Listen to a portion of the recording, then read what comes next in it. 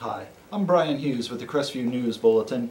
With me is Dr. David Simmons, Professor of Film and Humanities at Northwest Florida State College, and we're here to talk to you today about Bond, James Bond.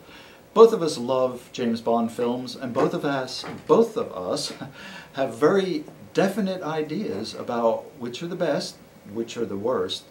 And the great thing about art is it doesn't matter. It's up to us. David, tell us. Let's start, I think, with the person who is James Bond, the actors who portrayed him. Who is your favorite? My favorite's Daniel Craig. The new guy? Yep. Why I think he's the most brutal of the Bonds. He's the most vulnerable of the Bonds. There's a scene in Casino Royale where Vesper is just shaken, and she's sitting in a shower with her clothes on, and he steps in formal wear and comforts her. There's also a line at the end of Casino Royale where he says, "I have no armor left. You've stripped it from me. Whatever is left of me, whatever is left of me, whatever I am, I'm yours."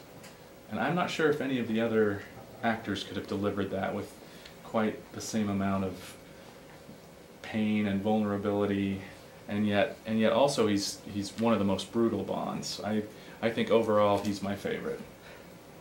I have to agree with you on some of that there. I think he doesn't actually look like James Bond, and that's because I've read a lot of the books.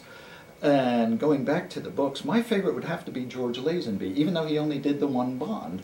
But he has a lot of the same qualities that you're talking about. There is a brutality and a roughness to him. After all, he was Australian and was used to bar fights and that kind of thing. So his fight scenes, he's really good with those.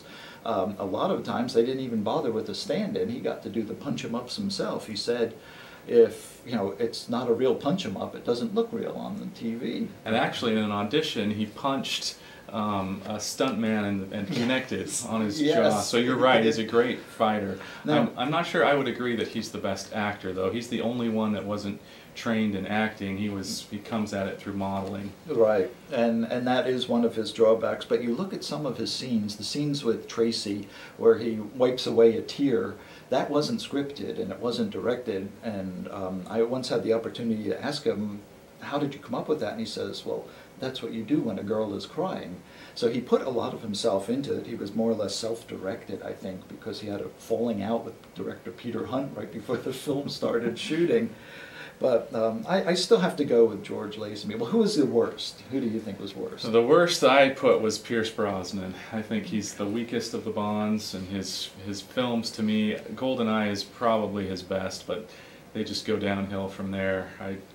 He's not my favorite. I again have to agree, they did go downhill. Unfortunately, I have Daniel down near the bottom. Yeah, I had to put him at the bottom because he's just not Bond, and especially in his second film, Quantum of Solace, which we'll get into in a little bit. That wasn't James Bond. It could have been Jason Bourne. It could have been Ethan Hawke. Any of those guys. Like, who's the guy in Mission Impossible? Whatever his name was. Yeah, but at the bottom, I had to put Roger Moore. I think he's more or less sleepwalks through some of them. He's the most comedic of the Yes, Bonds. very comedic, and James Bond wasn't comedic. And again, I want to go back to the books all the time, because the books that's the authentic Bond. That's what Ian Fleming had in mind. Well, where did you put Sean Connery? He was my number 2. He was my number 2 too, and a lot of people.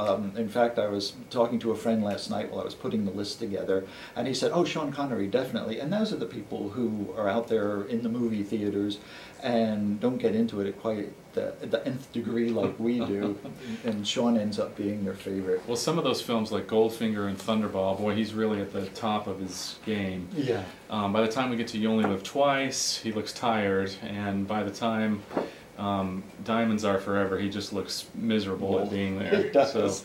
So you kind of have to hit him at the peak of his series. Yeah. So what is your favorite Bond film? My favorite Bond is actually Skyfall. The newest? Yep. Well, except for Spectre. Spectre, yeah. Skyfall was directed by Sam Mendes, who I love as a director. I've used some of his films, Road to Perdition, I've taught my film class, and man, he has a way of seeing things like nobody else does. The opening shot of Skyfall, we see James Bond is down the end of a long, dark hallway. He's in the shadows, he's out of focus.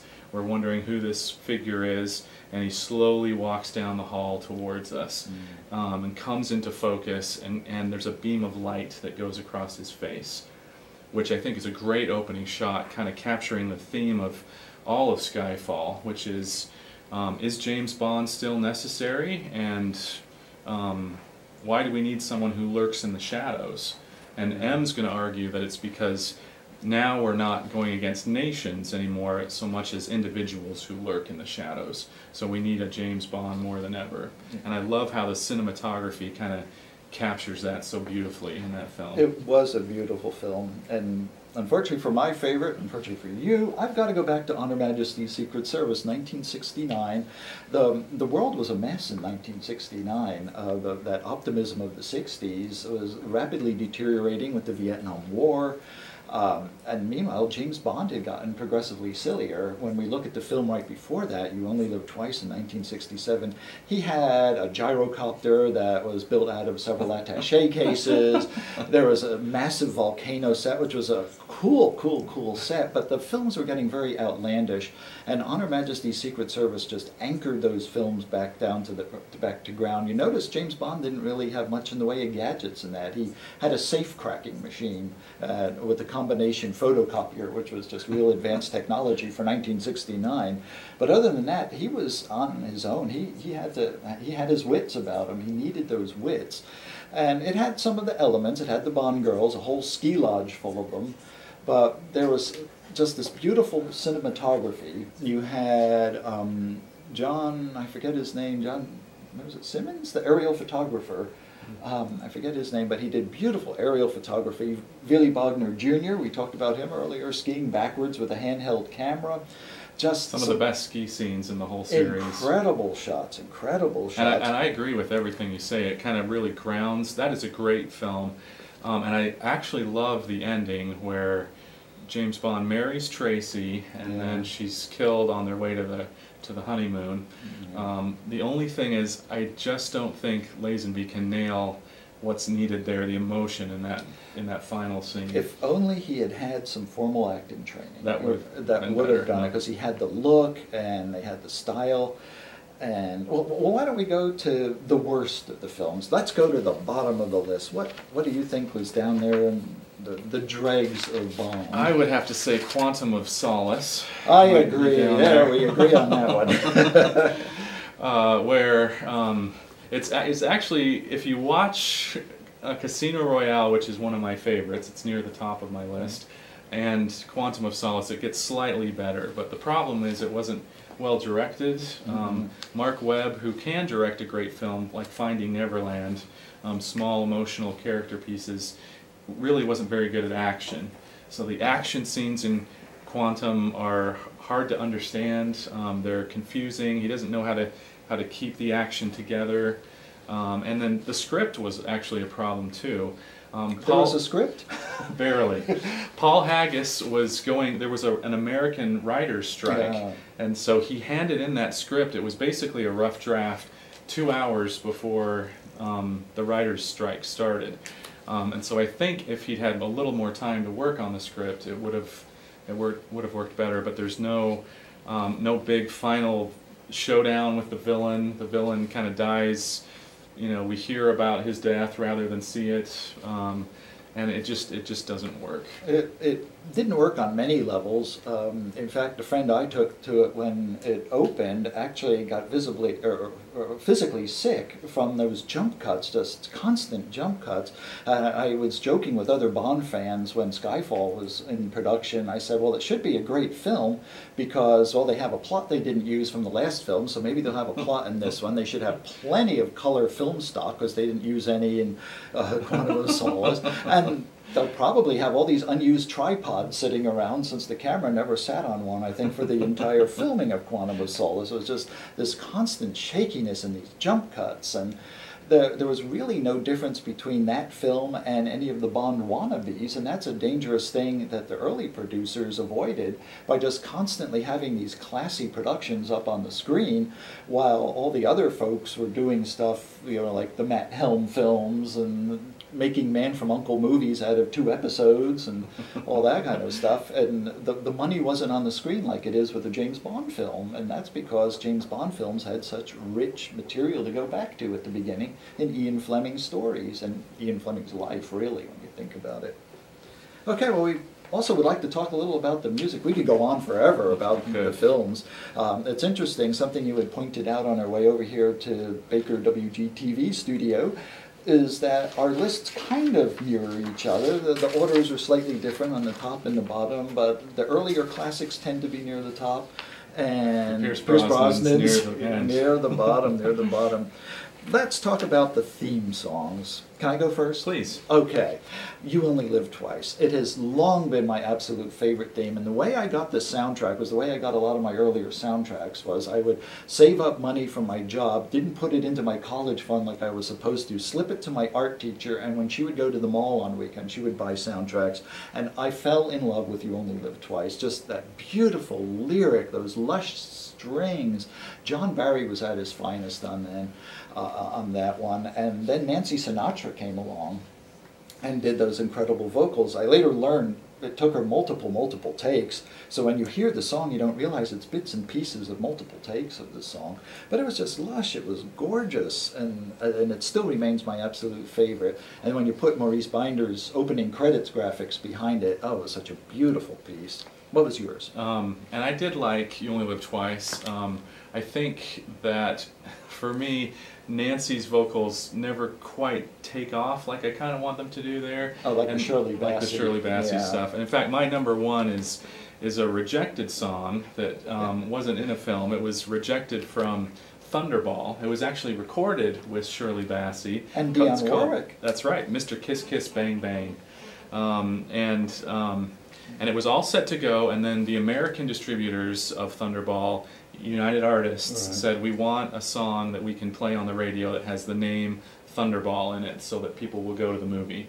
And so even though it was recorded, John Barry had to write another score called Thunderball, another song that Tom Jones recorded. Didn't they do that like with less than 2 weeks to go? Yeah, a last minute thing. And I do like that song and that's also. A great song in itself. But they should have stayed with Mr. Kiss Kiss Bang Bang. Oh, and the lyrics are awesome. And it was Anthony Newley and Leslie Bricusse, did they do the lyrics? Yeah, that's right. Yeah, and John Barry's score. Well, you get to hear the song in an instrumental in Thunderball.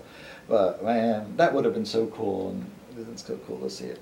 Well, let me tell you which one I think is the absolute worst song. Die Another Day. Oh my gosh. You don't like Madonna's number. Oh, when I heard Madonna was going to be doing the theme song, I was thinking, well, this could be really cool. You know, Madonna, she has some good songs out there. This thing, she's blurting out these lyrics. There was just no rhythm to it. It's bad. It's bad. It was not a James Bond song. When you think James Bond, you know, you don't necessarily have to go back to Goldfinger, though you probably should, just to get in the right frame of mind. That was my number 2. That was number 2? I think that was my number 2. It's probably the most perfect song, Goldfinger. Yes, yeah, and that it's the one that sets the stage for everything else. That holding that note until she's just about to pass out. Yeah. Did you read? She had to take her brassiere off to be able to do it. Yeah. Oh man, and it was a spectacular song. For my number 2, I actually put the James Bond theme, and I tied it with Moonraker, because not the end credits Moonraker where they tried to do a disco song. That was horrible. That was absolutely horrible. But the opening one, even if the lyrics are a little insipid, it was just, there was a lyricism about it. There was just this sweeping beauty that I just loved between the orchestration and, of course, Shirley Bassey. You can't go wrong with Shirley. See, I like Diamonds Are Forever more than Moonraker. I love it's got this 8-note motif that John Barry plays with, and it's just haunting. My least favorite would be Another Way to Die from Quantum of Solace. Probably the worst film and the worst song. Yeah. Jack White and Alicia Keys, who you think would be able to write a good number, but it was just about as dour as the film was. Yeah. You know, we didn't talk anything about Timothy Dalton. I'm just wondering, what do you think of Timothy? I like Timothy Dalton. I actually think he comes the closest for me of being Ian Fleming's Bond. He's dark and brooding. He was the one that was really classically trained. Yeah. I think the issue with him is audiences were just coming off Roger. You Yeah, know, what a contrast. A View to a Kill, which is just so crazy, right? Yeah. Fighting on the Golden Gate Bridge. And then they weren't quite ready for this new serious Bond. I think it's going to take audiences, you know, another 15 or 20 years to be ready for Daniel Craig's Bond, Yeah. which I'm grateful for. I love, you know, the harsher Bond. Yeah, and I have to agree with you there. Timothy, I thought The Living Daylights, I just thought was a masterpiece of a film. I enjoyed it. It had an Aston Martin with all kinds of goodies in it, so you gotta like that. Aha's theme, I don't know so much about the theme, but just the whole way the story got put together. It had some good twists in it that I enjoyed. It had some great stunt work, and I thought Timothy was just ready to take off and be a really excellent Bond, and he unfortunately only did 2, and the second one wasn't all that much. What was the first James Bond you ever saw? The first one I ever saw in the theater was Thunderball. No, I'm not that old. It was years later when I saw it in college. I was at Tulane University. We had an excellent film program, and actually I got to produce a James Bond film marathon weekend where we showed every single James Bond made to that time, starting at 6 o'clock on a Friday night and ending sometime Sunday evening.